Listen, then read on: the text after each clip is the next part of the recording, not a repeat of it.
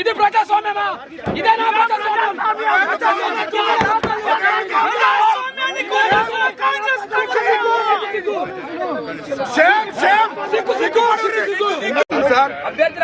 వివేక్ కోసం పనిచేస్తున్న తీరు మీడియా అంతా చూస్తున్నారు సార్, ప్రపంచం అంతా చూస్తున్నారు సార్.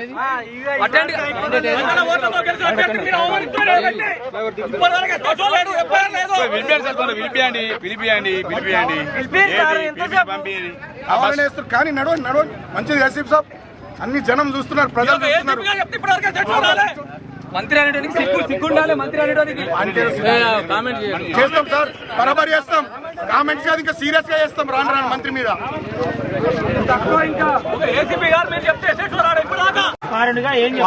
వాళ్ళకి చెప్పేది ఏముంది, పోలీసులు అంతా కాంగ్రెస్ పార్టీ ఏజెంట్లు, ఇక్కడ ఉండే ఎస్ఐ శ్రీధర్ తో సహా, ఏసీపీలు, తర్వాత సిఐలు.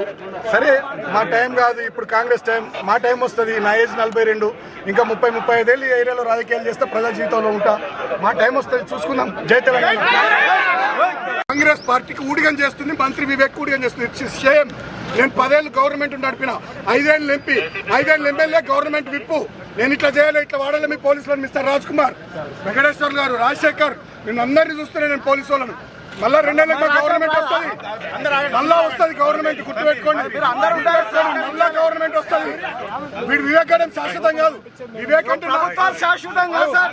వివేక్ అంటే నేను కూడా పర్సనల్ గా నేను రెస్పెక్ట్ ఇస్తా. మంత్రిగా ఆయన చేస్తున్న రచకం కరెక్ట్ కాదు.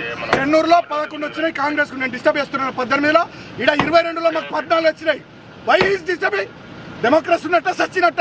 మీరు కూడా ఇంతకుముందు మా గవర్నమెంట్ డ్యూటీలు చేసిన పోలీసు వాళ్ళు. ఇంత దుర్మార్గమైంది పోయి పోలీసు వాళ్ళు. మీరు కూడా మరి కాంగ్రెస్ బట్టలు వేసుకున్నారు. కొంచెం సరే